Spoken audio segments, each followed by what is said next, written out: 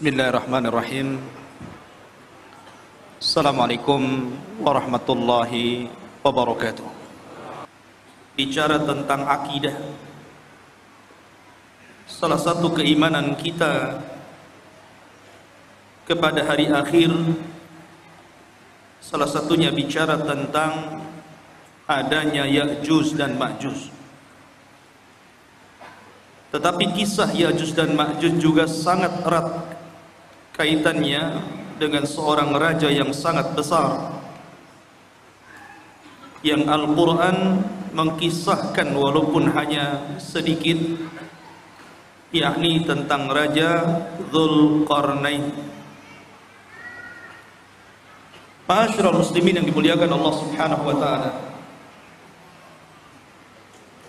sebelum saya menceritakan tentang hubung kait antara Ya'juj dan juga Ma'juj dengan Dzulqarnain, maka saya akan urut kisah ini berdasarkan Al-Quran yang terdapat dalam Suratul Kahfi.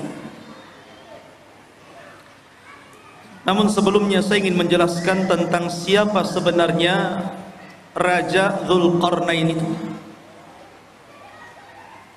Kenapa disebut Dzulqarnain? Hidup di zaman siapa dia? Kemudian apa sepak terjangnya? Dan apa hubung kait beliau dengan Ya'juj dan juga Ma'juj? Ma'asyiral muslimin yang dimuliakan Allah Azza wa Jalla, kita tahu bahwa kalau kita menceritakan kisah-kisah dalam Al-Quran, maka akan dapat pelajaran yang bisa kita petik di dalamnya. Makanya Allah Subhanahu wa taala berfirman sendiri, laqad kana fi qisasihim ibratun liulil albab. Dan sungguh pada kisah-kisah yang diceritakan dalam Al-Quran itu ada pelajaran besar, khususnya kita yang memiliki akal yang sehat. Bahkan salah satu faidah kenapa Allah Subhanahu wa taala banyak mengkisahkan kisah-kisah dalam Al-Quran, berdasarkan firman Allah Azza wa Jalla, wa kullan naqussu 'alaika min amba'ir rusul ma nuthabbitu bihi fuadak. Dan begitulah kami kisahkan kepadamu ya Muhammad tentang habar-habar para utusan, tidak lain dan bukan hanya untuk menetapkan dan memberikan ketenangan kepada hatimu. Karena dengan kisah-kisah dalam Al-Quranul Karim banyak pelajaran yang diambil oleh Rasul sepanjang perjalanan dakwahnya, dan itu juga berlaku kepada kita umatnya. Ma'asyiral muslimin yang dimuliakan Allah Subhanahu wa taala, bicara tentang kisah Dzulqarnain dulu sebelum kita masuk kepada kisah Ya'juj dan Ma'juj. Kisah Dzulqarnain ini sebenarnya dikisahkan dalam Al-Quran karena ada sebab turunnya. Di zaman Nabi SAW, orang-orang musyrik itu berupaya untuk mencegah dakwah Rasul dengan berbagai macam upaya. Salah satunya dengan cara mencari orang yang cerdas, orang yang berilmu untuk meruntuhkan dakwah. Jadi mencari dalil kepada orang alim, tapi bukan untuk mencari kebenaran, tapi mencari pembenaran untuk meruntuhkan dakwah. Jadi orang-orang musyrik itu orang-orang bodoh, karena tidak diturunkan kepada mereka kitab-kitab dari langit. Berbeda dengan orang Yahudi dan Nasrani, diturunkan padanya Taurat dan Injil.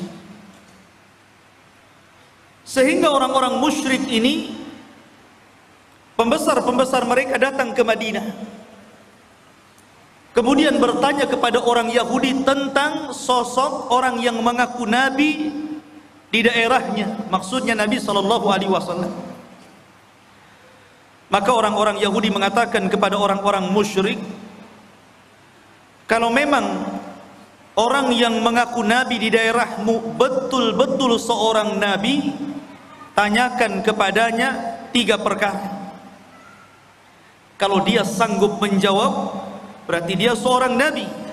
Tapi kalau dia tidak sanggup menjawab, dustakan kenabiannya. Apa 3 soalan yang akan ditanyakan, yang diajarkan orang-orang Yahudi kepada orang-orang musyrik untuk ditanyakan kepada Rasul? Yang pertama, akhbirna an fityatin dhahabu fi dhahril awal qad kanat lahum qisatun ajibah. Tanyakan kepada orang yang ngaku nabi itu tentang beberapa anak muda di zaman awal-awal yang mereka memiliki kisah yang ajaib. Siapa anak-anak muda itu? Kemudian yang kedua, akhbirna an rajulin tawafan balagha masyariqal ardi wa magharibaha. Tanyakan juga kepada orang yang ngaku nabi itu tentang seorang laki-laki yang berkeliling dunia sampai ke arah barat dan sampai ke arah ujung daripada timur. Kemudian yang ketiga, akhbirna anir ruh wa mahi. Tanyakan juga kepada dia tentang apa itu ruh. Akhirnya orang-orang musyrik sudah mendapatkan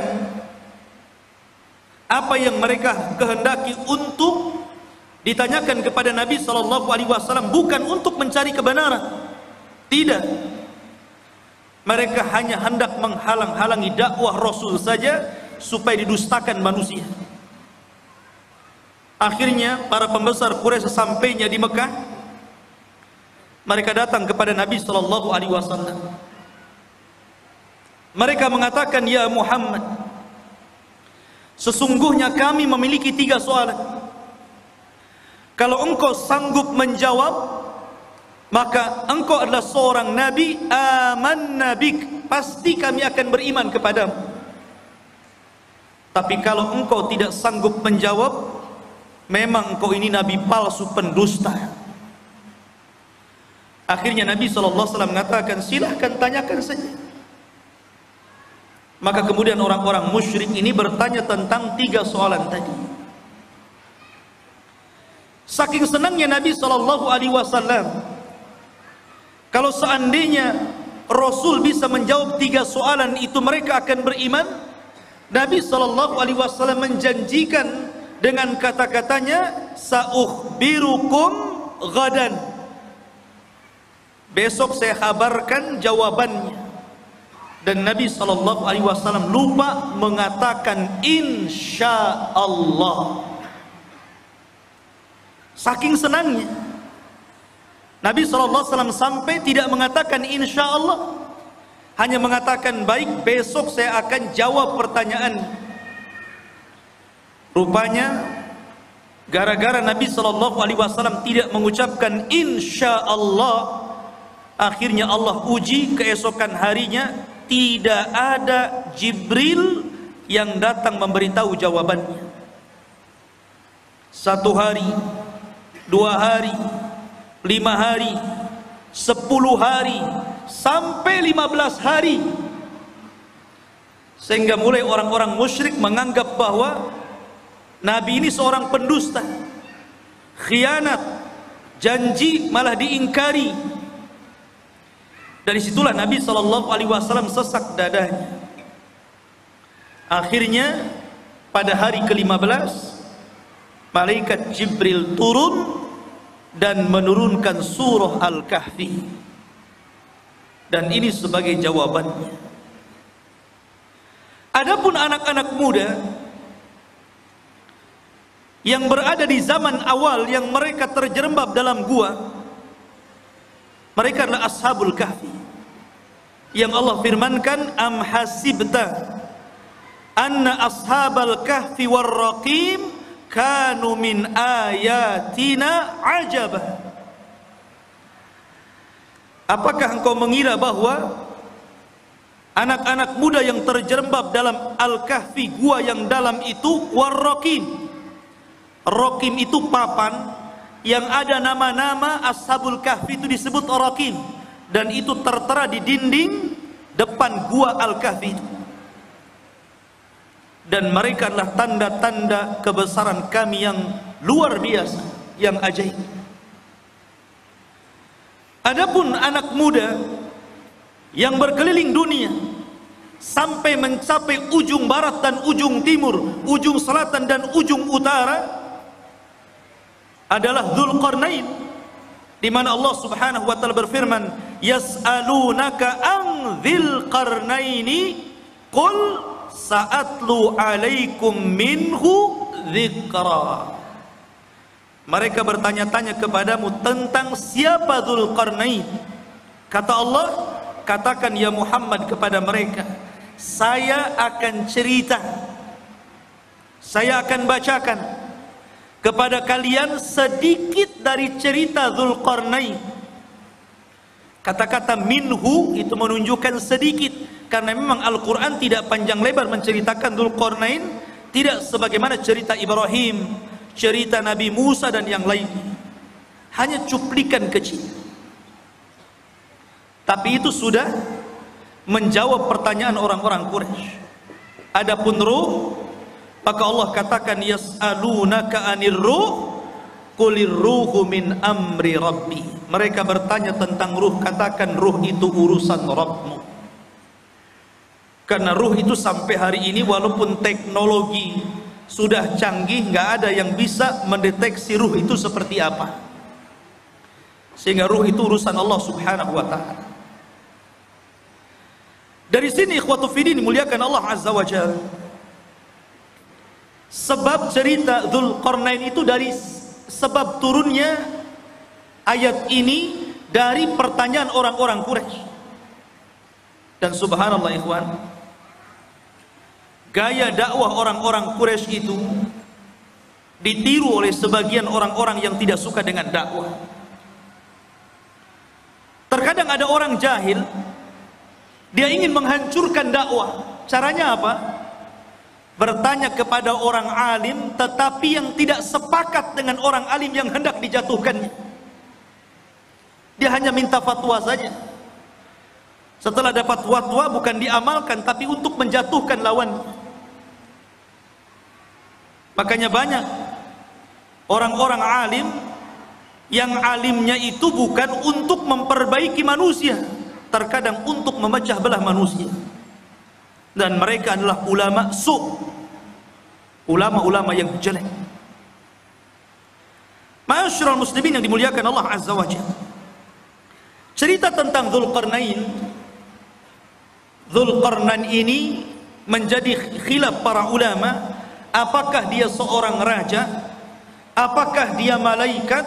Apakah dia seorang wali? Karena memang kisah Dzulqarnain ini kisah yang unik sekali. Bahkan Al-Imam Qatadah rahimahullahu ta'ala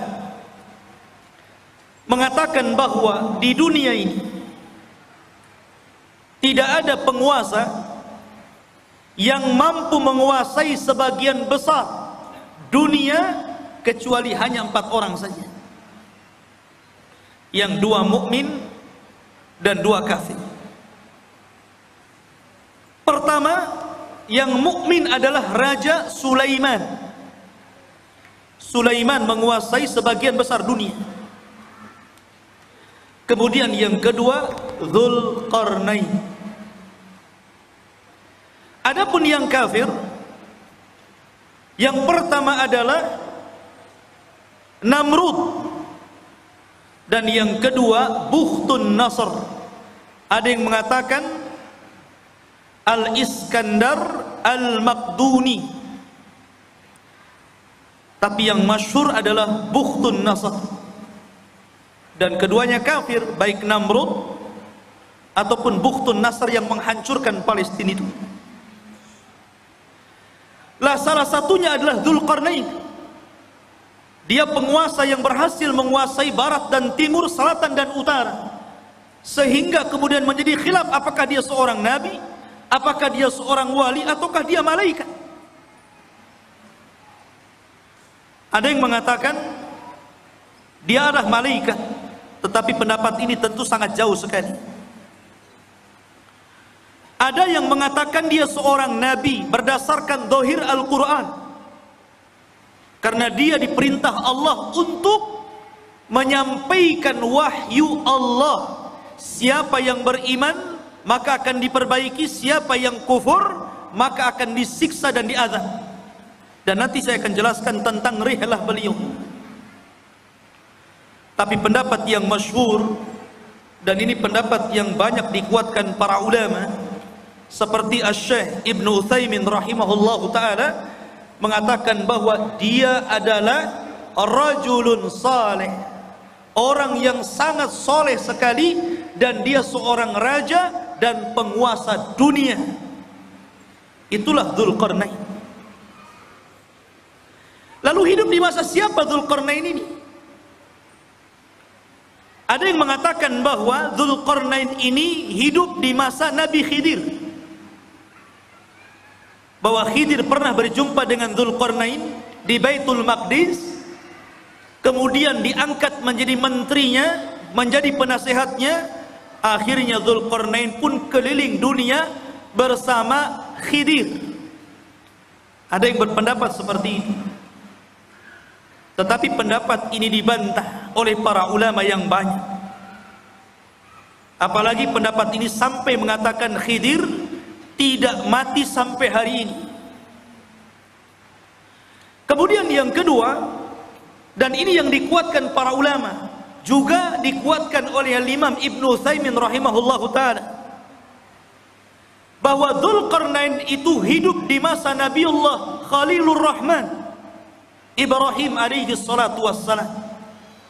Jadi ia hidup di masa Nabiullah Ibrahim, bahkan dia pernah tawaf bersama Ibrahim dan juga Ismail di Ka'bah. Bahkan dikatakan Ibrahimlah yang menjadikan Dzulqarnain ini masuk ke dalam agama tauhid, yang dengan itu akhirnya Dzulqarnain berdakwah keliling dunia. Ini salah satu pendapat Al-Imam Ibnu Utsaimin rahimahullahu ta'ala dalam fatwa Nur ala Darbi, di mana Ibnu Utsaimin mengatakan huwa malikun salihun kana ala ahdil khalil Ibrahim.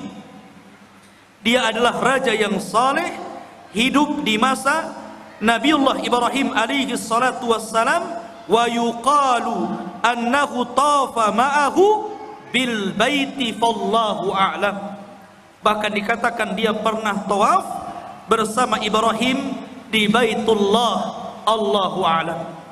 Itu perkataan dari Imam Ibnu Utsaimin rahimahullahu taala. Ma'asyiral muslimin yang dimuliakan Allah azza wajalla. Baik, kenapa dia disebut Dzulqarnain? Dzu itu artinya pemilik, Qarnain itu dua tanduk. Kenapa disebut pemilik dua tanduk?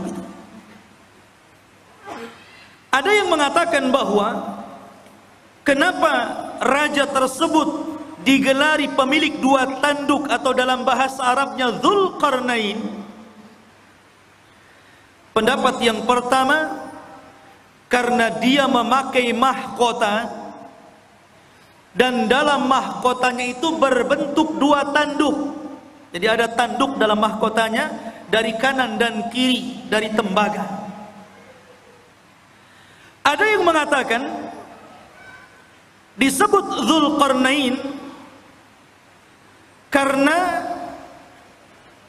dia pernah dipukul sebelah kanannya kemudian mati dan terluka. Kemudian Allah hidupkan kembali. Kemudian dipukul oleh kaumnya, kemudian mati dan kemudian dihidupkan kembali. Ada yang berpendapat seperti itu, ya terima saja, namanya pendapat. Makanya disebut Dzulqarnain. Ada yang mengatakan karena bentuk kepalanya seperti dua tanduk, ada tanduknya di kepalanya. Dan tentu ini ba'id, sangat jauh. Dan pendapat yang terakhir inilah yang banyak dikuatkan para ulama. Disebut Dzulqarnain karena dia ketika berdakwah mengajak manusia ke dalam tauhid, maka dia berjalan ke arah barat sampai ujung terbenamnya dan ke arah timur sampai tempat terbitnya. Dan tempat terbit serta tempat terbenamnya itu disebut qarnai syaitan, dua tanduk setan. Makanya Nabi SAW melarang jangan sholat ketika terbit matahari dan ketika terbenam matahari, karena ketika itu muncul dua tanduk syaitan. Maka ketika Dzulqarnain berdakwah sampai ujung barat, sampai terbenam matahari, bahkan sampai ujung timur, sampai terbitnya matahari, berarti dia melakukan kedua perjalanan, kedua tanduk syaitan, sehingga akhirnya dia digelari sebagai raja pemilik dua tanduk ataupun Dzulqarnain. Ini yang paling akrab mungkinnya, yang paling dekat berdasarkan nas Al-Quran, bagaimana perjalanan beliau ke ujung barat dan timur itu. Ma'asyiral muslimin yang dimuliakan Allah Azza wa Jalla, perjalanan Dzulqarnain ini adalah perjalanan yang luar biasa. Seorang raja yang seluruh kekayaannya, seluruh hidupnya hanya untuk mengajak manusia kepada tauhid.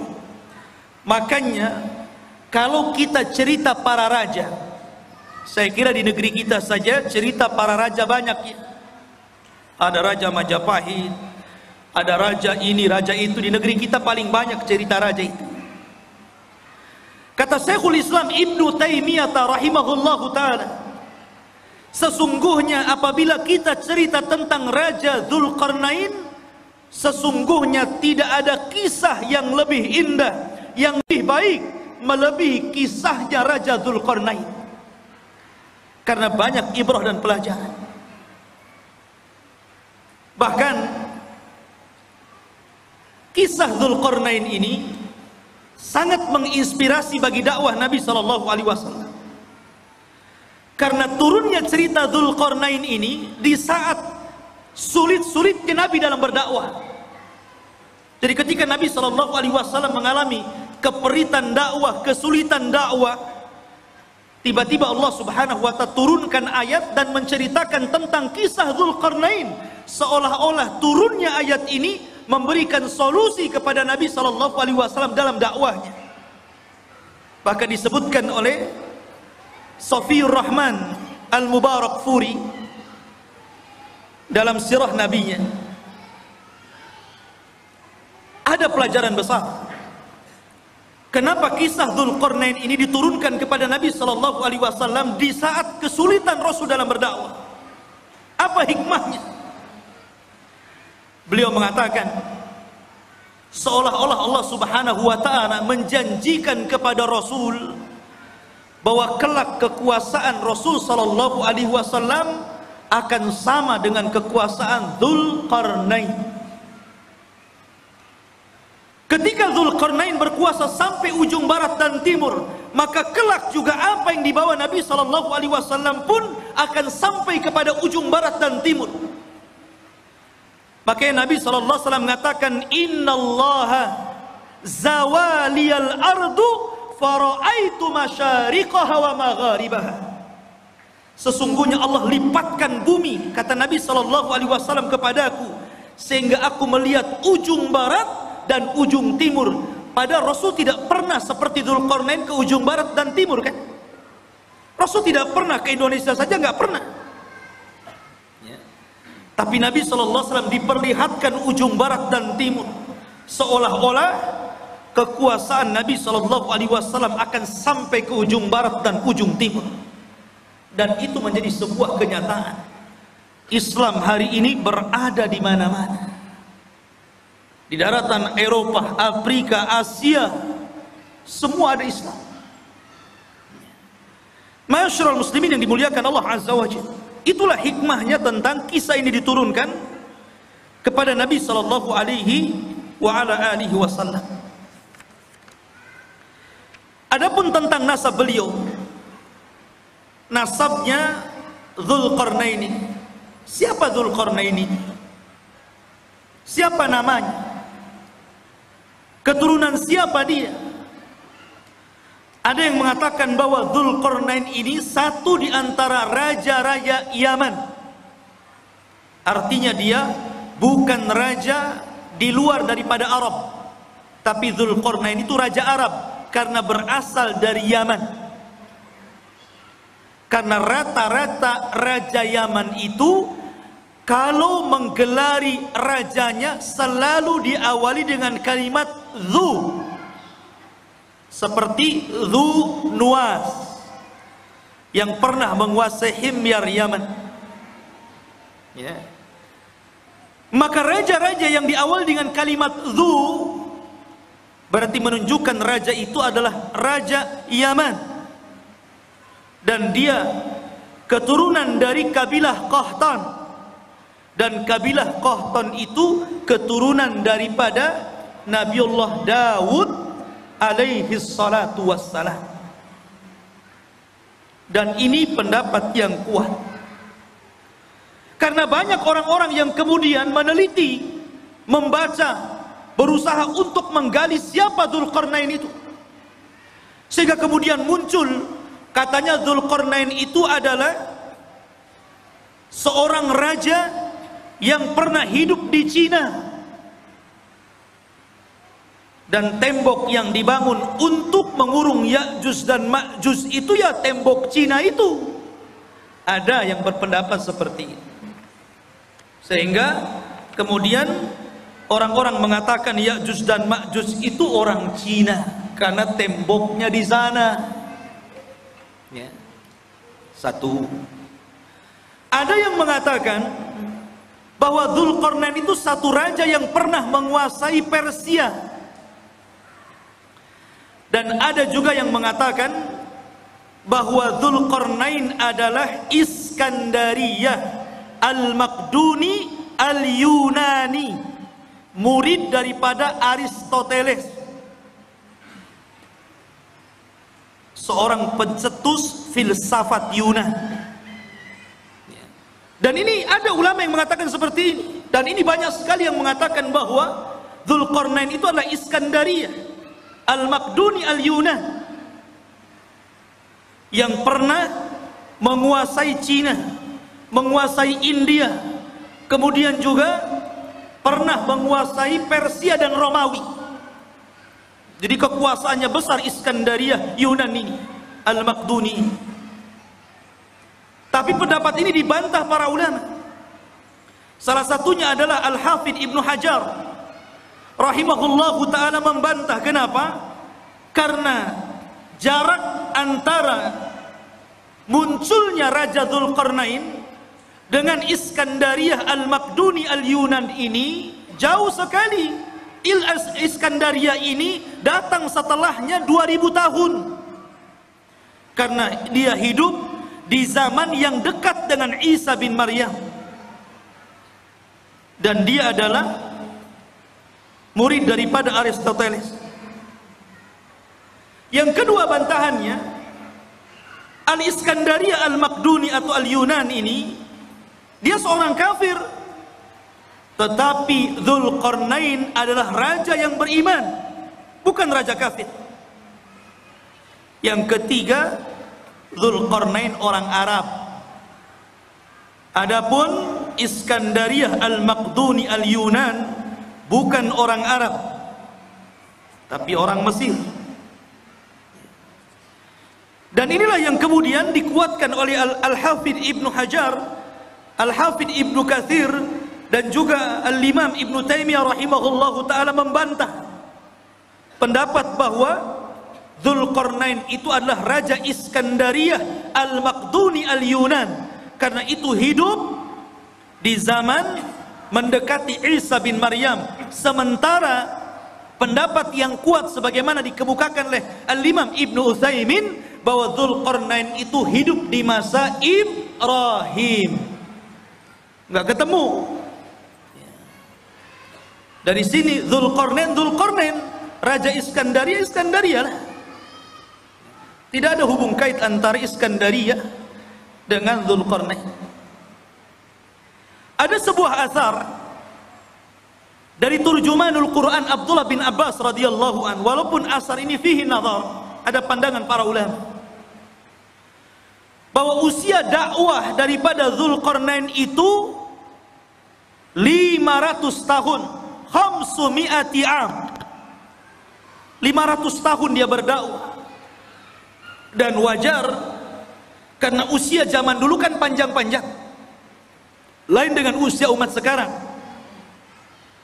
Makanya di zaman itu pernah ada seorang wanita menangisi anaknya yang meninggal.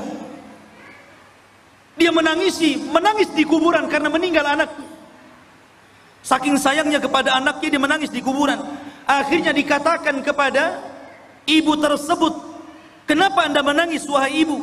Maka ibu itu mengatakan, "Ya, aku baru saja kemalangan, anakku meninggal dunia. Baru saja anakku meninggal dunia dan aku sedih karena peninggalannya." Akhirnya kemudian ditanyakan, "Berapa usia anakmu yang meninggal itu?" Maka ibu tersebut mengatakan, "Sittina sana, 60 tahun." 60 tahun masih bayi. Di zaman dulu. Kalau di zaman sekarang janggutnya sudah sampai pusar, dah kakek. 60 tahun dah mau mati. Ya kan? Akhirnya orang ini mengatakan, "Jangan sedih wahai ibu, karena kelak akan datang sebuah umat yang usianya itu baina sittuna was sab'in, baina sittina was sab'in, antara 60 sampai 70 tahun saja, dan itu usia kita umat Islam." Maka sang ibu tersebut sontak saja kaget dan merasa heran dan mengatakan, "Lau a'tanillahu umrahum," kalau Allah berikan umur mereka yang 60 tahun kepadaku, aku akan jadikan 60 tahun itu untuk sekali sujud kepada Allah Subhanahu wa ta'ala. Lihat. Ya, usia dulu panjang-panjang, sehingga wajar kalau Dzulqarnain juga keliling dunia sampai 500 tahun, berarti usianya di atas itu kan. Ini satu cerita, namanya asarnya fihi nazar, ya bisa benar bisa salah, karena ada penelitian tentang riwayat. Karena dalam Al-Quran sendiri tidak disebutkan secara detail, ya. Karena boleh jadi karena tidak ada manfaat penyebutannya. Akhirnya Al-Quran hanya menyebutkan hal-hal yang penting yang bisa dijadikan ibrah dan pelajaran bagi pembacanya. Taib. Itu sedikit muqaddimah tentang siapa Dzulqarnain itu. Di dalam Al-Quranul Karim, tepatnya surah Al-Kahfi, ayat yang ke-83. Ayat yang ke-83 Allah katakan, "Yas'alunaka an dzil qarnaini." Mereka bertanya-tanya kepadamu ya Muhammad tentang siapa Dzulqarnain itu. Qul, sa'atlu alaikum minhu dzikra. Katakan ya Muhammad, saya akan bacakan kepada kalian minhu, dari sedikit kisahnya saja. Dzikra, penyebutannya tidak banyak, hanya sedikit.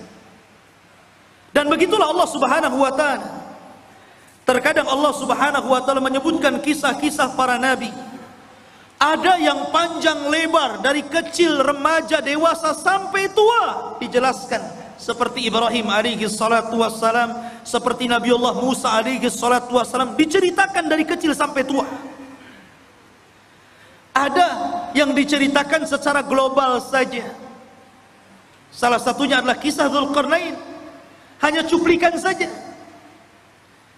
Tapi ada nabi-nabi yang kita kenal namanya, termasuk salah satu nabi daripada nabi-nabi 25 nabi dan rasul yang disebutkan nama dalam Al-Quran. 18 namanya terdapat dalam surah Al-An'am, dan lebihnya tersebar dalam beberapa surat, sehingga sempurna 25 nama nabi dan rasul.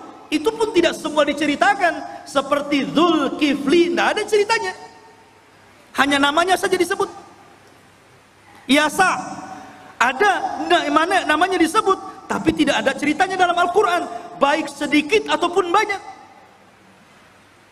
Dari sini menunjukkan bahwa Allah berfirman, Allah mengatakan, rusulan qad qasasnahum 'alaika min qablu wa rusulan lam naqsushum 'alaika wa kallamallahu Musa taklima. Dan ada rasul-rasul yang kami ceritakan kisahnya, tapi ada juga rasul-rasul yang kami tidak ceritakan kisahnya. Tapi kita wajib beriman adanya para rasul dan nabi itu. Ma'asyiral muslimin yang dimuliakan Allah Azza wa Jalla. Kemudian Allah mengatakan, inna makkanna lahu fil ardi wa atainahu min kulli syai'in sababa. Inna, sesungguhnya, makkanna, sesungguhnya kami, makkanna lahu, sesungguhnya kami telah memberikan kekuasaan lahu kepada siapa? Dzulqarnain.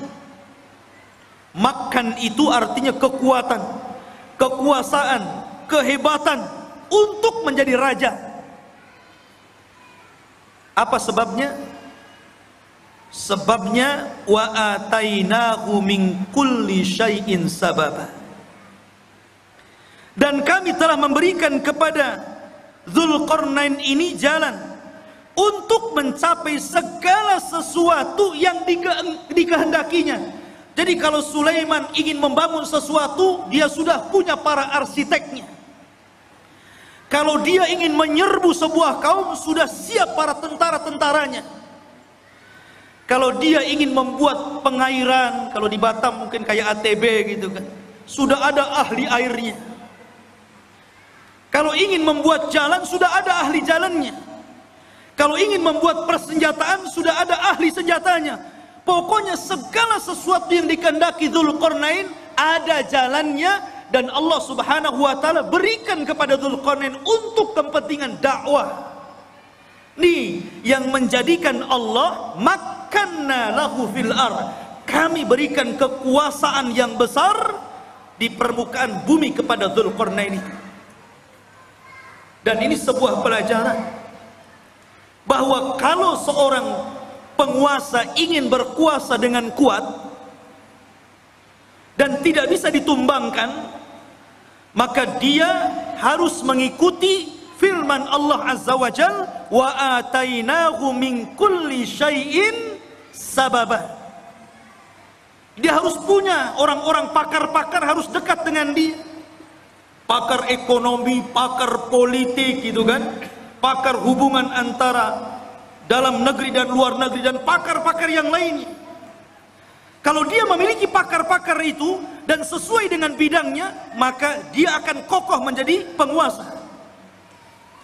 Tapi kalau dia kemudian mencomot menteri asal saja, yang penting bapak senang umpamanya ya, atau mengambil orang-orang dekat yang penting mendukung dia, nah itu tidak akan inna makkanna lahu fil ardh. Jadi betul-betul harus orang-orang ahlinya seperti Dzulqarnain, baru penguasa itu akan kuat kekuasaan. Kemudian Allah mengatakan fa'atba'a sababa, maka mulailah Dzulqarnain mengikuti satu jalan. Ingat, perjalanan Dzulqarnain dalam berdakwah ini banyak sekali, banyak sekali. Tapi Al-Quran hanya menceritakan 3 perjalanan dakwahnya saja, karena ini yang paling vital, yang paling penting, dan banyak pelajaran yang kita bisa petik, khususnya bagi Anda para penguasa. Karena ini seorang raja. Kalau Anda ingin menjadi penguasa negara, hendaklah pelajari kisah Dzulqarnain. Karena ini contoh bagi para raja. Sebagaimana pernyataan dari Imam Syekhul Islam Ibnu Taimiyah rahimahullahu taala, tidak ada kisah yang terbaik para raja melebihi kisahnya Dzulqarnain. Perhatikan perjalanan pertama. Allah mengatakan, hatta idza balagha maghribasy syamsi wajadaha taghrubu fi ainin hamiyatin wa wajada indaha qauman qulna ya dzal qarnain imma an tu'adziba wa imma an tattakhidha fihim husna fa amma qala amma man zalam fa sawfa nu'adzibuhu thumma yuraddu ila rabbih fayu'adzibuhu adzaban nuqra. Perhatikan ini perjalanan pertama Raja Dzulqarnain. Hingga apabila dia telah sampai ke tempat terbenam matahari. Ketika dia sampai ke mana? Ainin. Ain itu maksudnya lautan.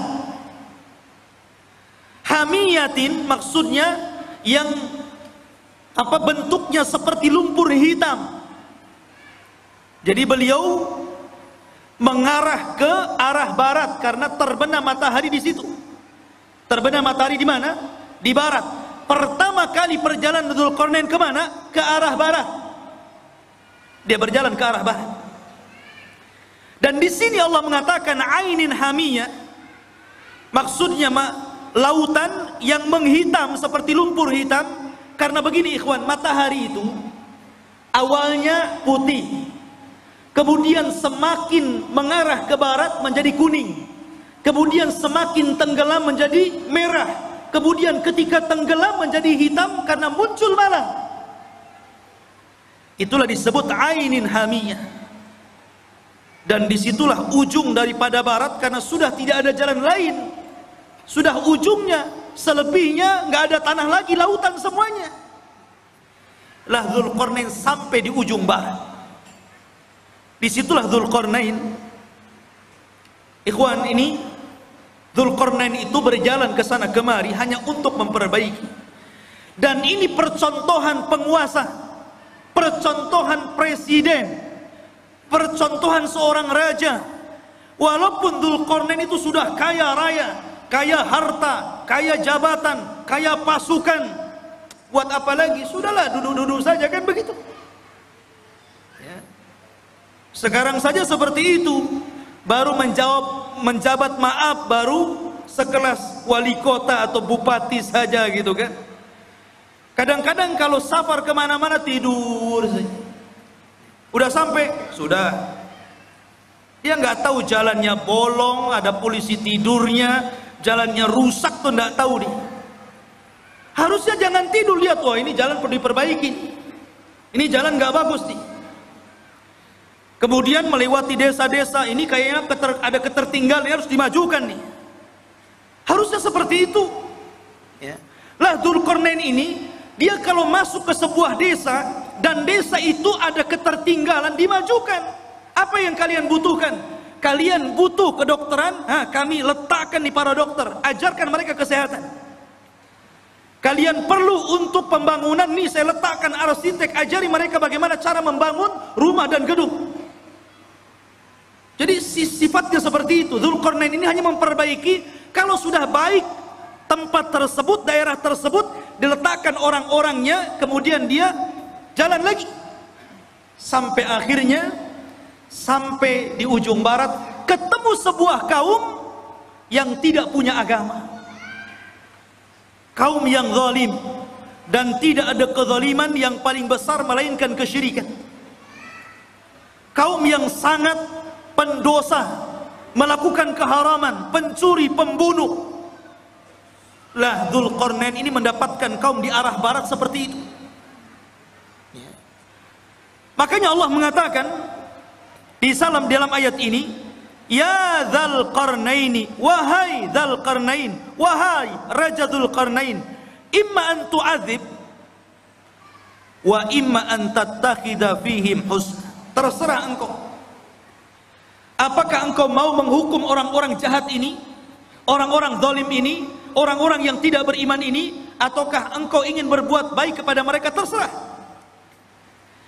Maka Dzulqarnain mengatakan, amma man zalam, adapun orang yang zalim, adapun orang yang menyekutukan Allah, yang suka membunuh, yang suka mencuri, yang suka melakukan keharaman, fasawfa nu'adzibuhu, kami akan azab dia, kami akan hukum dia, thumma yuraddu ila rabbih, setelah itu kami serahkan kepada Rabbnya, fayu'adzibuhu adzaban nukra, kelak Rabbnya akan mengadab boleh jadi lebih dahsyat dibandingkan azabku kepada mereka.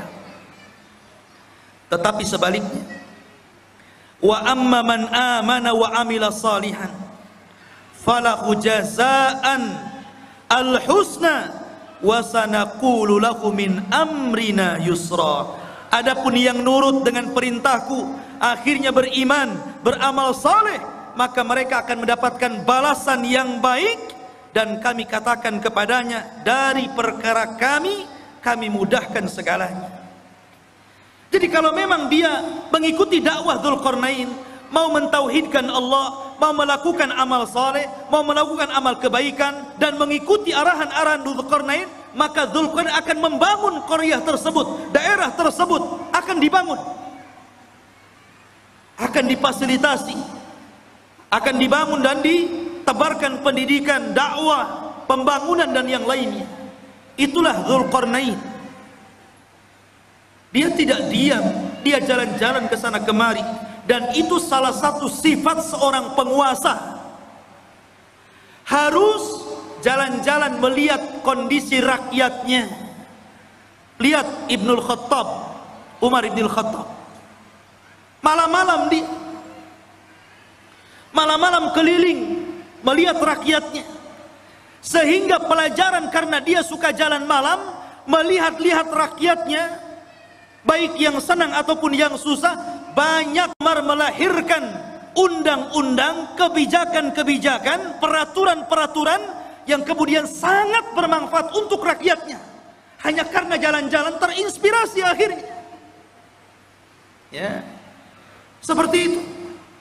Dan Umar kalau jalan-jalan melihat rakyatnya tidak bawa wartawan, tidak diliput.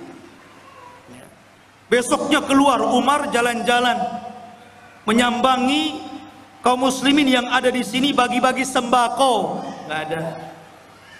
Umar tidak masuk media. Lain dengan penguasa sekarang ya. Masuk parit saja ada wartawan. Masyarul muslimin yang dimuliakan Allah Subhanahu wa taala. Begitulah seorang raja jalan ke sana kemari. Inilah yang pertama perjalanan siapa? Dzulqarnain ke arah barat. Baru kemudian Allah mengatakan, summa atba'a sababa. Baru kemudian Dzulqarnain berjalan ke arah lain. Ke arah mana? Allah mengatakan, hatta idza balagha matli asy-syamsi, sampai ketika Dzulqarnain sampai di arah terbitnya matahari. Kalau tadi terbenam kan, matahari kan terbenam itu dari atas bawah sampai terbenam, seolah-olah matahari masuk ke dalam laut. Tidak. Matahari itu tidak mengelilingi bumi. Bukan berarti dia masuk arah laut kemudian mengelilingi bumi sampai muncul di arah timur. Tidak. Sebagaimana pelajaran yang ma'ruf antum pelajari di sekolah-sekolah, matahari tidak mengelilingi bumi. Matahari itu menghadap Allah. sujud kepada Allah, hampir-hampir dia tidak diizinkan untuk terbit dari arah timur, dan hampir-hampir terbit dari arah barat. Dan kalau sudah demikian, maka kiamat telah dekat. Lah Dzulqarnain sampai di ujung matahari terbit, akhirnya artinya arah timur, karena terbitnya matahari itu di timur. Ya. Disitulah kata Allah berfirman, wajadaha tatlu ala qaumin lam naj'al lahum min duniha sitra. Subhanallah. Maka kemudian ketika dia menempuh jalan, dia mendapatkan sebuah kaum, sekelompok umat yang kami tidak menjadikan bagi mereka sesuatu yang melindunginya dari cahaya matahari. Umat yang sangat terbelakang, nggak punya rumah, nggak berpakaian. Seperti mungkin di zaman sekarang kalau orang-orang primitif gitu ya, orang-orang yang hidup di daerah Amazon, jangan jauh-jauh ke Amazon ya, di Indonesia saja banyaknya. Seperti ada seorang dai yang belusukan ke hutan-hutan di daerah timur itu ya, akhirnya masuk Islam gara-gara pakai sabun. Itu pernah ceritanya dengar ya, masuk Islam gara-gara sabun, gak pakai baju.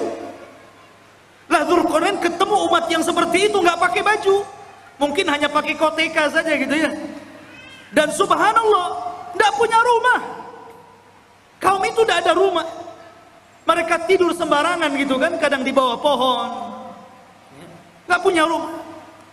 Bukan berarti tidak bisa membangun rumah, belum sampai ilmu kepada mereka bahwa mereka itu perlu rumah dan bagaimana cara membangunnya, nggak tahu itu masalahnya. Dan mereka juga tidak pakai baju, tidak pakai celana, auratnya tampak. Bukan berarti sebelum orang-orang itu sebelumnya manusia telanjang, tidak. Karena Nabi yang pertama kali mengajari untuk menjahit siapa?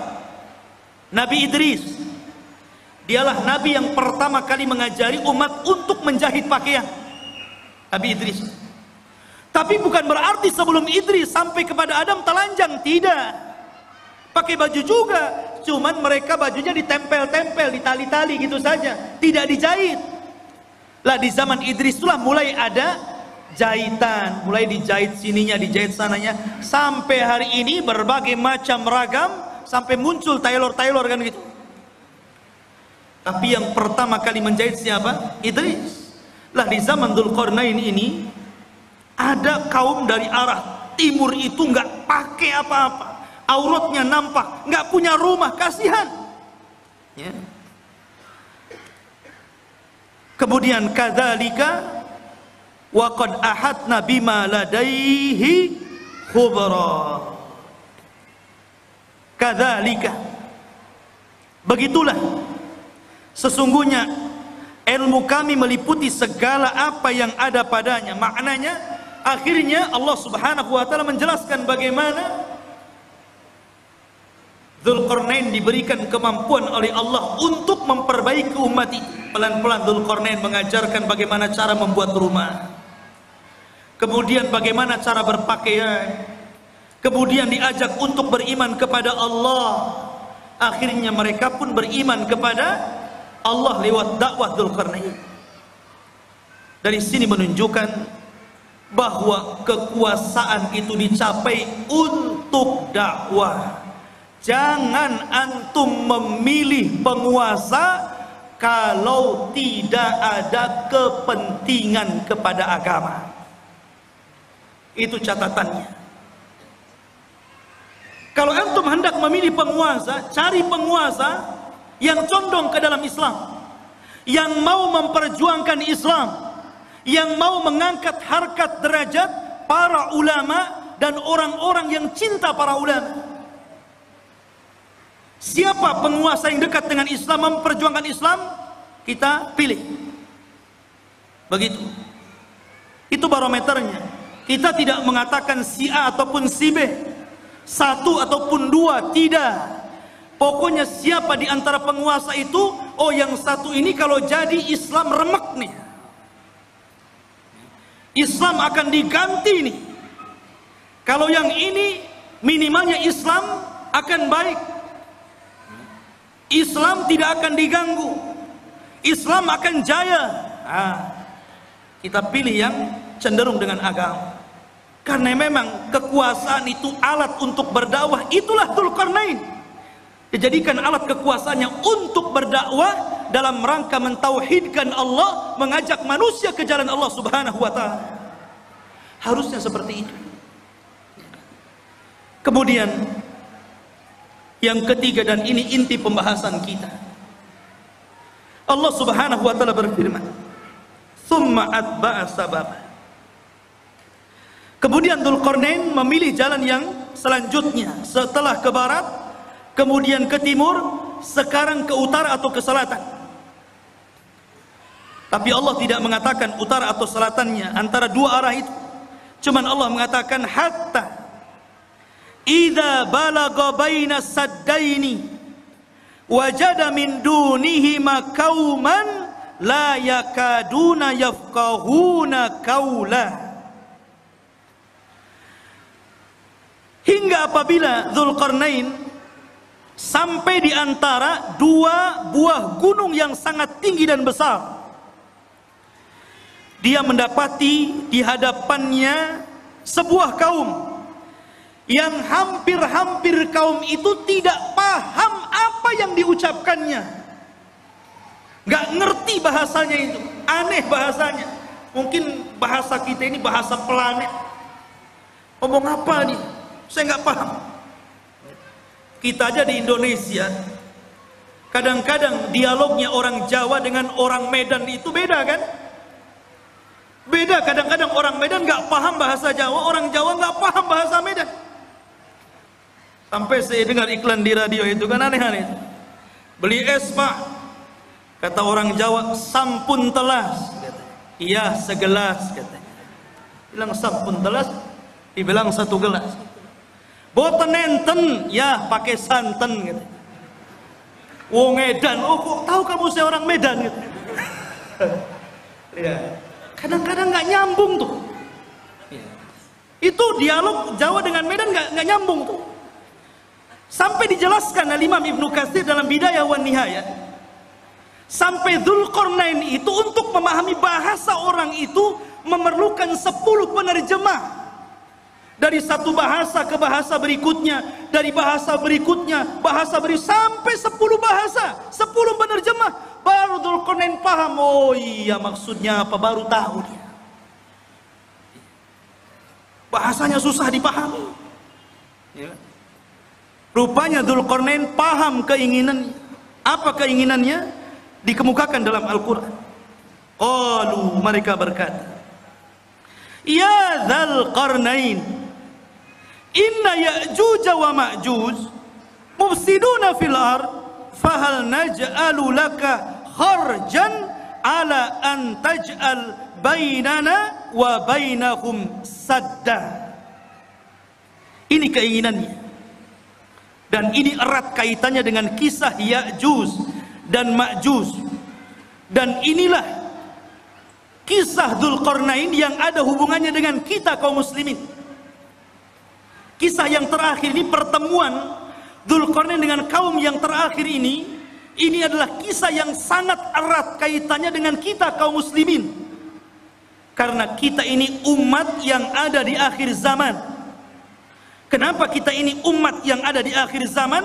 Pertama, karena tidak ada nabi setelah Rasul sallallahu alaihi wasallam. Maknanya tidak ada umat selain umat Nabi sallallahu alaihi wasallam. Setelahnya dunia ini akan dihancur-hancurkan alias kiamat. Dzulqarnain diminta oleh mereka itu dalam waktu-waktu tertentu datang Ya'juj dan Ma'juj. Mereka membuat kerusakan, membunuh, membantai, merampok, memperkosa, melakukan anarkis. Mereka brutal, mereka bengis. Makanya kelak di akhir zaman, fitnah Ya'juj dan Ma'juj itu berbeda dengan fitnah Dajjal dan fitnah keluarnya binatang dari perut bumi. Kalau Dajjal fitnahnya apa? Fitnahnya agama. Dia dikeluarkan oleh Allah itu untuk memfitnah agama kita, karena dia awalnya ngaku nabi, berakhir ngaku Tuhan. Dajjal tidak akan membunuh kita kalau kita menuhankan dirinya, kecuali kalau kita kufur kepada ketuhanan Dajjal, baru dia bunuh kita. Tapi kalau kita beriman kepada Dajjal, justru disenangkan sama Dajjal. Antum mau apa? Diberi oleh Dajjal. Adapun fitnahnya binatang melata yang akan keluar dari perut bumi, dia tugasnya hanya stempel saja. Ketemu orang kafir, distempel jidatnya, distempel hidungnya, kemudian gosong, menunjukkan alamat dia kafir. Ketemu orang yang beriman, distempel dahinya, bercahaya, menunjukkan dia mukmin. Ketika itu tidak ada nama, semua dilupakan dari namanya. Saya Abu Meros, saya nggak tahu siapa saya. Sehingga akhirnya orang itu hanya menyebutkan dari tanda yang ada di mukanya, mukmin dan kafir, dan tidak tersinggung. Ya. Mau kemana min gitu? Oh, mau ke sawah fir. Itu saja. Gak tersinggung. Kalau sekarang dikafir-kafirkan orang tersinggung. Enak saja kau kafir-kafirkan saya. Tapi zaman itu tidak. Lah fitnahnya Ya'juj dan Ma'juj itu beda. Ini brutal ini. Dia hanya taunya merusak bumi saja, membunuh dan membunuh. Bahkan di akhir zaman bukan hanya membunuh, tapi memakai bangkai orang yang dibunuhnya, kanibal. Jadi dahsyat fitnahnya ini. Makanya kaum ini sangat merengek kepada Dzulqarnain, minta tolong agar Dzulqarnain memisahkan mereka dengan Ya'juj dan Ma'juj ini. Makanya dia mengatakan, ya Dzulqarnain, wahai Dzulqarnain, inna Ya'juj wa Ma'juj, sesungguhnya Ya'juj dan Ma'juj itu mufsiduna fil ard, dia merusak bumi. Kata para ulama mentafsirkan ketika memaknai apa yang dimaksud merusak di situ, ada yang mengatakan yang dimaksud merusak di situ adalah sebagaimana yang dikatakan Wahab ibn Munabbi, bahwa mereka yaf'aluna amala qaumi Lut. Pertama, mereka itu kaum yang homoseksual. Ini kata-kata Wahab ibn Munabbi. Jadi kalau sekarang ada orang yang terjangkit penyakit homoseksual, berarti pengikut Ya'juj dan Ma'juj. Itu menurut Wahab ibn Munabbi. Ingat tuh, jangan sekali-kali mendukung LGBT. Ya. Itu perilakunya Ya'juj Ma'juj itu. Tapi jangan antum katakan, tuh lihat Ya'juj Ma'juj tuh. Tengok orang banci, hati-hati ada Ya'juj Ma'juj. Boleh.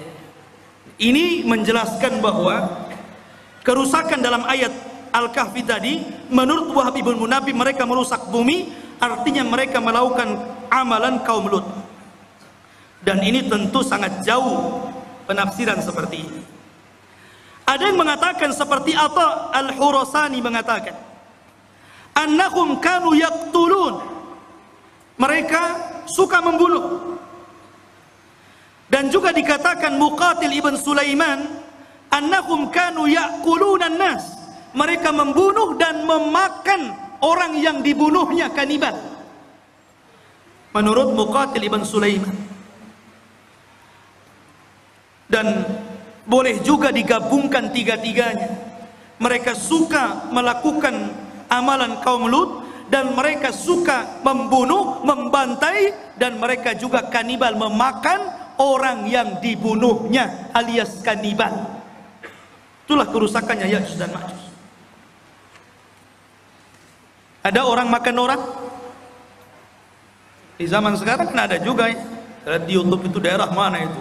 Pasar jual beli daging orang. Ngeri juga ya. Khawatuf ini muliakan Allah Azza wa Jalla. Maka mereka mengatakan, Fahal naj'alu laka kharjan. Bagaimana kalau kami sediakan upah untukmu wahai Dzulqarnain? Ala an taj'al bainana wa bainahum saddan, agar kau jauhkan kami dengan mereka, buatkan benteng. Karena mereka datang dari sana, buatkan benteng supaya mereka tidak menyerang kami lagi. Subhanallah. Mereka siap menyediakan upah kepada Dzulqarnain. Buat apa? Dzulqarnain ini sudah kaya, pasukannya banyak, orangnya cerdas, berilmu, dan Allah berikan segala sesuatu keinginannya. Buat apa upah? Makanya Dzulqarnain mengatakan, dengan mengatakan kepada mereka, qala ma makkani fihi rabbi khairun. Tidak usah, nggak perlu kalian memberikan upah. Apa yang telah Allah berikan dari kekuasaan dan kekuatan ini sudah cukup untukku. Ini kebaikan, anugerah, nikmat yang luar biasa. Nggak perlu. Nih, seorang raja harus seperti itu. Jangan menyusahkan masyarakat. Harus memberikan kesenangan kepada masyarakat. Ma'asyiral muslimin yang dimuliakan Allah Azza wa Jalla. Tetapi Dzulqarnain hanya mengatakan, fa'inuni bikuwatin aj'al bainakum wa bainahum radma. Tetapi tolong bantu aku, sediakan orang-orang kuat di antara kalian untuk kerja bakti bersamaku. Nanti aku akan jadikan antara kalian dengan Ya'juj dan Ma'juj itu dinding pemisah, supaya dia tidak menyerbu kalian lagi. Inilah jiwa besar seorang pemimpin, ya, membangun sebuah bangunan yang luar biasa yang belum pernah dibangun orang-orang sebelum dan setelahnya. Bahkan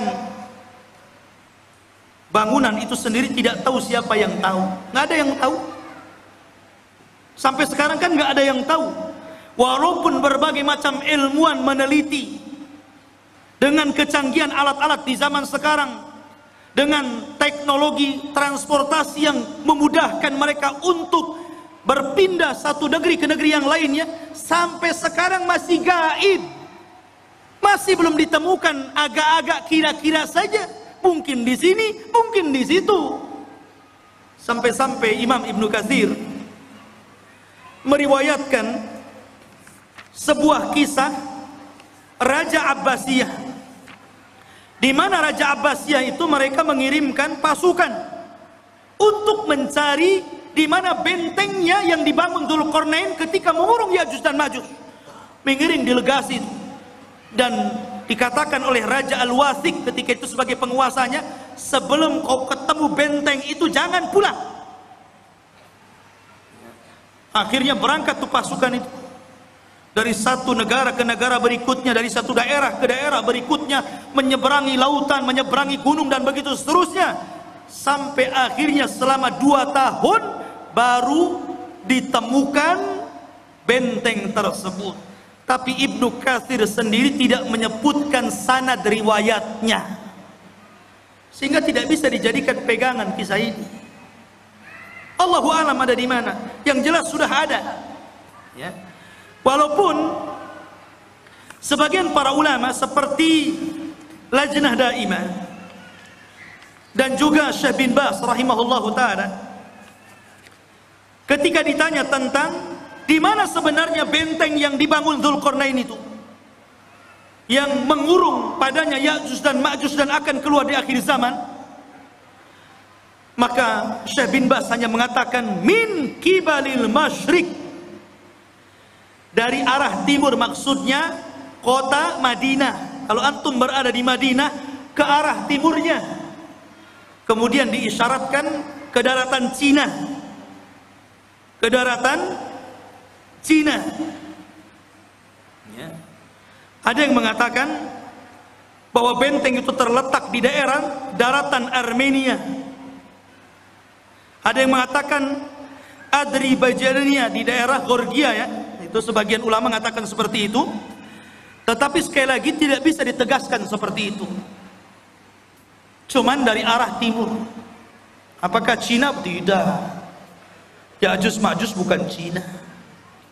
Walaupun ada sebagian orang yang melihat ciri-ciri daripada hadis Rasul Kok ciri-ciri itu melekat kepada orang-orang Asia?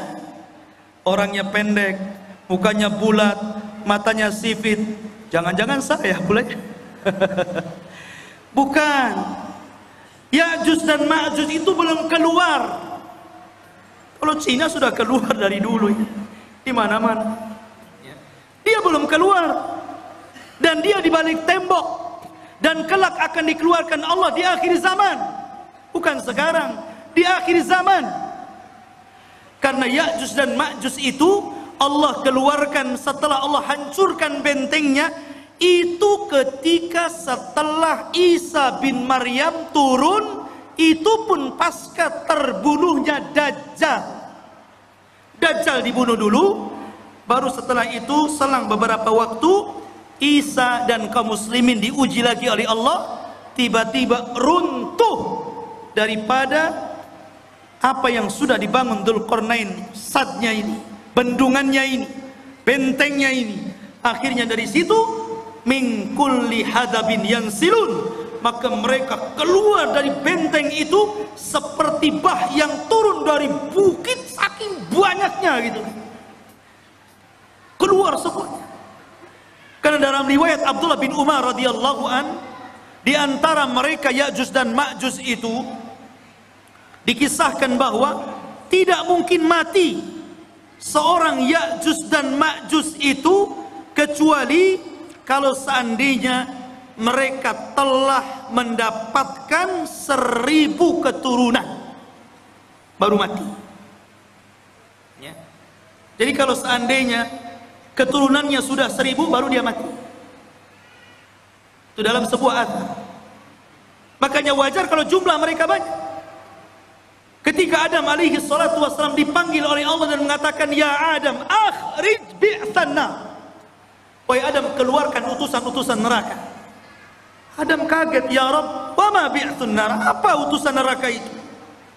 Maka Allah mengatakan, setiap 1000 penduduk neraka keluarkan satu orang dan masukkan ke dalam surga. Artinya 999 masuk neraka dan 1 masuk surga. Ketika itu Allah mengatakan kepada Adam, 1 dari kalian dan 999 dari Ya'juj dan Ma'juj. Jadi jumlah mereka banyak. Jadi kalau antum mau perang dengan Ya'juj dan Ma'juj itu, 1 dari antum dikeroyok dengan 999 Ya'juj dan Ma'juj. Kira-kira menang atau keok tuh? Antum 10 orang saja mati antum. Apalagi 999 lawan 1 kan gitu. Lain kalau antum lawannya pakai rudal. Kalau tangan kosong nggak mungkin antum. Tapi di zaman itu nggak ada rudal, nggak ada nuklir. Semua kembali kepada peralatan manual, pedang, panah, tombak, kuda, unta, sehingga susah melawan mereka. Dan itulah apa yang disabdakan Rasul, akan muncul sebuah kaum yang tidak bisa engkau perangi. Makanya wahai Isa, selamatkan kamu dan selamatkan sebagian dari yang selamat dari kaum muslimin, bersembunyilah di bukit Tur. Akhirnya Isa pun menyembunyikan diri dan kaum muslimin di bukit Tur. Dzulqarnain ini akhirnya membuat benteng yang sangat kokoh sekali. Kemudian sifat bentengnya dijelaskan. Atuni zubural hadid hatta idza sawa baina as-sadafaini qala anfuhu hatta idza ja'alahu naran qala atuni ufrig alaihi qitra. Maka Dzulqarnain berkata, berikanlah kepadaku potongan-potongan besi, sehingga apabila besi itu telah sama rata dengan kedua puncak gunung, seolah-olah main las, kayak orang ngelas itu kan. Besi itu dibuat, ditancap-tancapkan, kemudian dilas satu dengan yang lainnya, sehingga menjadi sebuah benteng. Kemudian ketika tinggi besi itu sama dengan gunungnya, berkatalah Dzulqarnain, tiupkanlah api. hingga apabila besi itu sudah menjadi merah seperti api, dia pun berkata, berikanlah kepadaku tembaga yang mendidih agar kutuangkan ke atas besi panas tersebut. Kokoh sekali. Inilah dinding yang tidak bisa dijebol. Sampai Ya'juj dan Ma'juj sendiri gak bisa jebol dinding itu. Di zaman Nabi SAW, Rasul pernah mendengar sebuah gelegar suara yang menggelegar. Kata Sofia, kata Nabi kepada Sofia, wahai Sofia, tahukah kamu suara apa itu? Kata Sofia mengatakan, tidak tahu, Allah dan Rasulnya yang. Kata Nabi, itulah suara bentengnya Ya'juj dan Ma'juj. Dan dia berhasil melubangi. Kemudian Rasul menyebutkan seperti ini, dia sudah bisa melihat kita dari lubang seperti ini. Jadi Ya'juj dan Ma'juj itu sudah bisa melubangi seperti ini, kata Rasul, ngekar dari dalam. Ini Abu Fulan, ini Abu Fulan, ya. Dikeker. Dan subhanallah, karena kokohnya benteng itu, Ya'juj Ma'juj itu setiap hari melubangi untuk keluar dari situ. Jadi kalau di pagi hari dia datang dengan kumpulan-kumpulan arsitek khusus yang melubangi gua itu dari kalangan Ya'juj dan Ma'juj, mereka ngebor tuh dengan alat yang mereka punya. Ketika sudah kecapean gitu kan, hampir mereka sedikit lagi, dan waktu sore mereka kemudian kembali ke rumahnya. Besoknya bolongan itu balik lagi ke asalnya.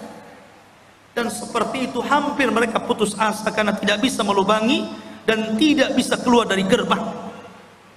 Sampai akhirnya di akhir zaman, ketika pemimpin Ya'juj dan Ma'juj itu hendak memimpin untuk melubangi dan keluar dari benteng itu, kata pemimpinnya, besok kita akan kerja lagi, insya Allah. Pemimpinnya diilhamkan untuk mengucapkan insya Allah. Subhanallah, ketika pemimpinnya diilhamkan untuk mengucapkan insya Allah, jebol benteng itu. Akhirnya mereka keluar, sehingga ketika mereka turun dari bukit itu dan mengarah ke Palestina, kemudian yang pertama mendarat di sebuah danau Tiberias atau danau Buhairah. Diminum itu kelompok yang pertama paling depan, yang tengah dan yang belakang. Ketika sampai di danau itu sudah nggak kebagian air, dan mereka mengatakan, kan tadi masih banyak, kenapa sudah habis, katanya. Saking banyaknya. Padahal danau itu bisa menghidupi jutaan jiwa yang ada di sana. Tapi sekali teguk gelombang yang pertama, habis ludas saking banyaknya Ya'juj dan Ma'juj. Lihat bagaimana kuasa Allah Azza wa Jalla. Maka Allah mengatakan, famastata'u an yadharuhu wa mastata'u lahu naqba. Qala hadha rahmatun min rabbi fa idza jaa wa'du rabbi ja'alahu dakkan wa kana wa'du rabbi haqqan. Maka di sini Allah Subhanahu wa taala mengatakan, Zulkarnain berkata dalam ayat ini, famastata'u lahu an yadharuhu. Ya'juj dan Ma'juj itu tidak mungkin sanggup untuk menghancurkan benteng itu. Tidak sanggup. Karena yang menghancurkan atas izin Allah kan. Jadi tidak ada yang sanggup kecuali Allah Azza wa Jalla, dan itu pun atas kehendak Allah Subhanahu wa taala. Makanya Zulkarnain mengatakan, hadza rahmatun min rabbi, ini semua karena rahmat Allah Subhanahu.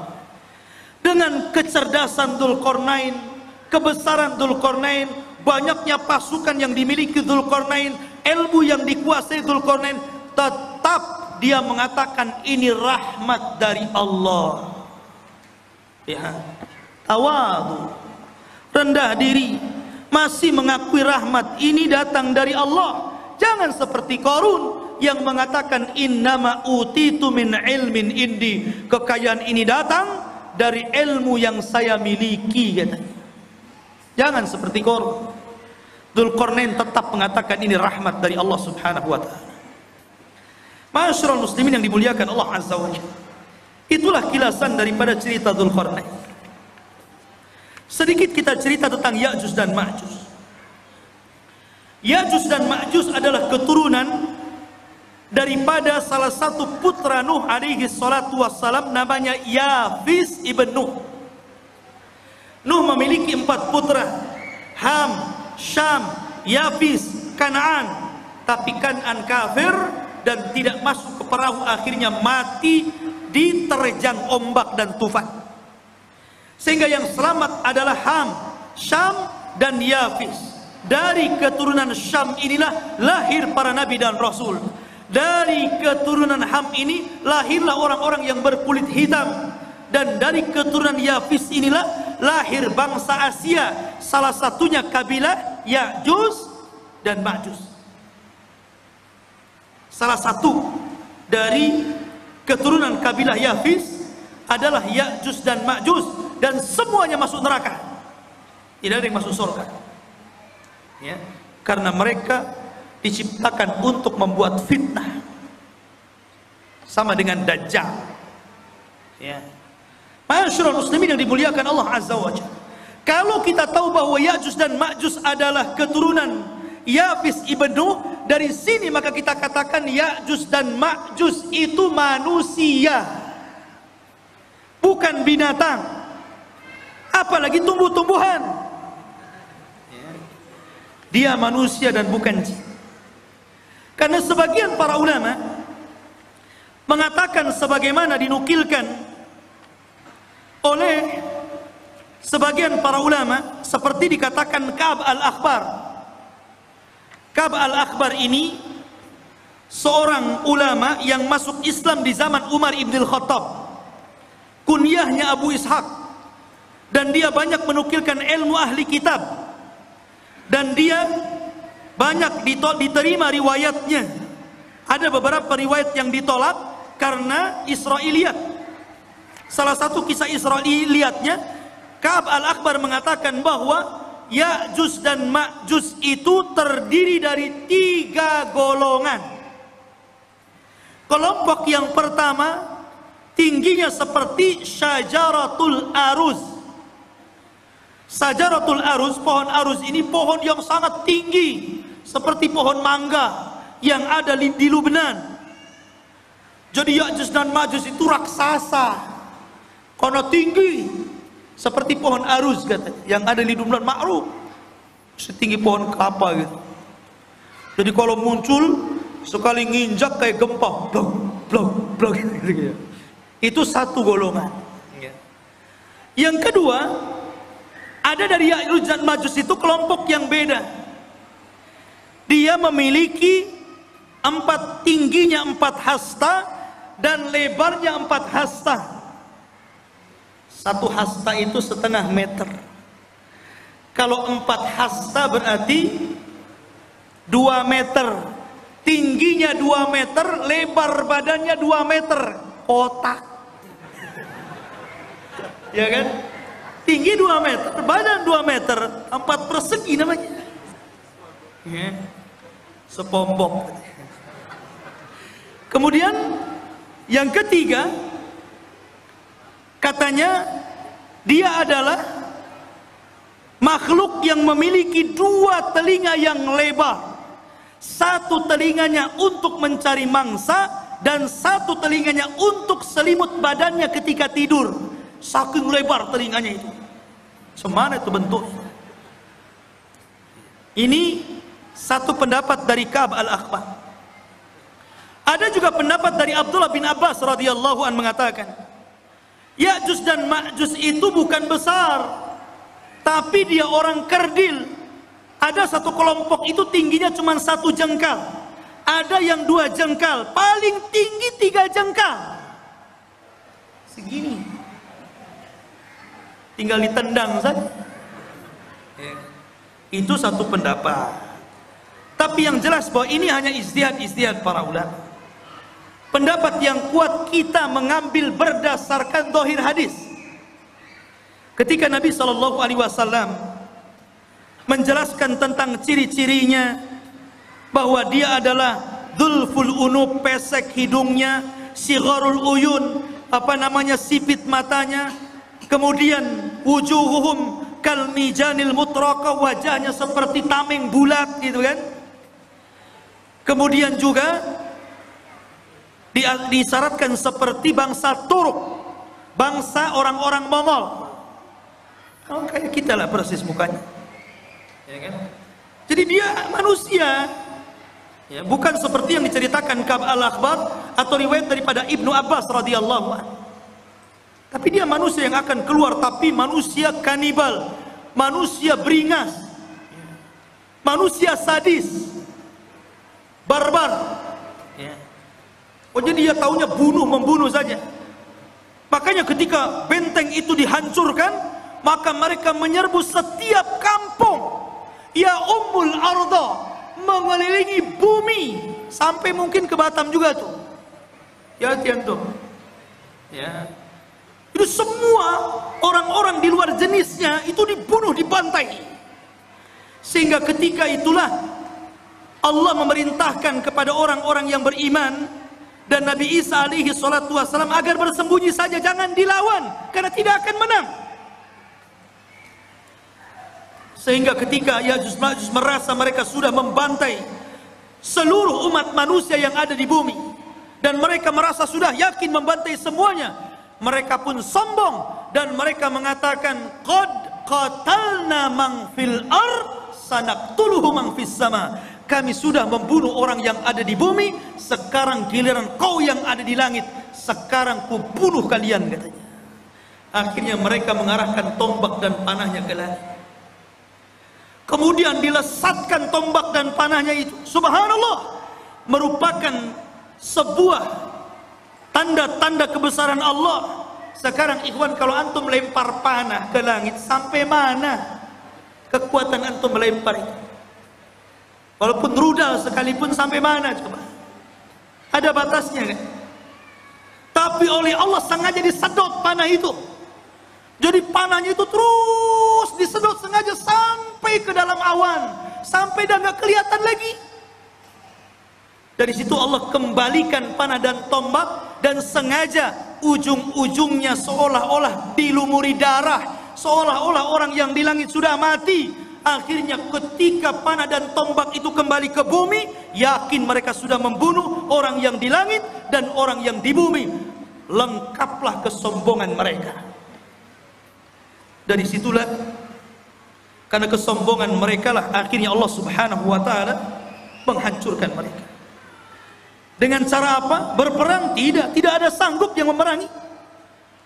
Tapi Allah kalau menghancurkan sebuah kaum, bagi Allah itu mudah. Ketika Allah menghancurkan orang-orang yang hendak menghancurkan Ka'bah dari Abrahatul Asram dan pasukan gajahnya, cukup mengirim burung laut. Ketika Allah subhanahu wa ta'ala memberikan azab kepada orang-orang yang kufur, yang disebutkan dalam surah Al-Kahfi, pemilik dua kebun, yang kebun itu kayak sorga. Kalau masuk ke kebun itu bawa keranjang, tidak perlu dipetik keluar, masuk kebun keluar sudah penuh keranjangnya. Kayak sorga, kufur mereka. Akhirnya Allah mengadab kaum tersebut dengan cara apa? Mengutus tikus sebesar kucing. Ada tikus sebesar kucing? Ada. Tikus Jakarta. Bukan, antum jangan kotor otaknya. Tikus-tikus got itu kan gede itu ya. Antum tahu tikus got itu? Itu kalau ketemu kucing, kucingnya yang lari. Ya. Jadi dikeluarkan tuh tikus-tikus, menggerogoti apa? Sad Ma'rib, bendungan Sungai Ma'rib digerogoti itu. Akhirnya hancur bendungan itu. Kemudian airnya meluluhlantakkan sebuah negeri yang sangat subur, negeri Sabah itu. Dan tidak ditanami kecuali sedikit. Akhirnya semuanya menjadi rata. Dan tidak ada yang tersisa tumbuhan kecuali hanya pohon bidara, sidrin, dan beberapa pohon yang tidak ada manfaat. Begitu juga ketika Allah menghancurkan Ya'juj dan Ma'juj. Apa yang Allah kirim? Allah tidak kirim buaya, baik buaya laut atau buaya darat. Allah tidak kirim harimau, Allah tidak kirim gajah, tapi Allah kirim ulat, nagab, dud. Itu yang dikirim. Ketika Ya'juj dan Ma'juj tertidur di malam hari, rupanya Allah kirim ulat kemudian masuk ke dalam tengkuknya. Ketika ulat itu masuk ke dalam tengkuknya dan menjadi virus dalam badannya, tiba-tiba satu Ya'juj dan Ma'juj mati dan meninggal dunia, seperti antum mematikan gardu listrik, satu mati, mati semuanya. Ya kan?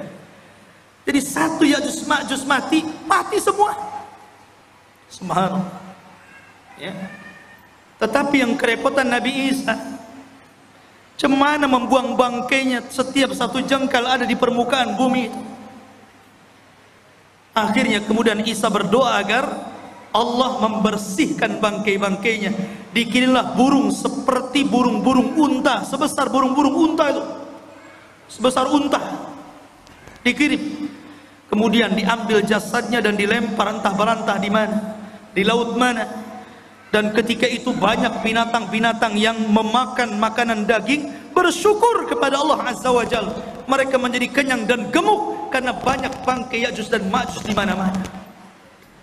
Akhirnya setelah dibuang oleh burung-burung tersebut, Allah menurunkan hujan karena barakah doanya Nabi Isa. Dengan hujan itu akhirnya mengguyur langit, bumi yang kotor dengan bangkai, sisa-sisa bangkai darah dan nanahnya, dan dibuang ke lautan. Akhirnya bumi menjadi subur kembali, dan Isa pun hidup beberapa tahun setelahnya, dan itulah kehidupan yang paling indah sepanjang kehidupan manusia. Ini diantara cerita The King Zulkarnain versus Ya'juj dan Ma'juj. Mudah-mudahan ada manfaatnya. Subhanakallahumma wa bihamdika asyhadu an la ilaha illa anta astaghfiruka wa atubu ilaik. Allahu ta'ala. Assalamualaikum warahmatullahi wabarakatuh.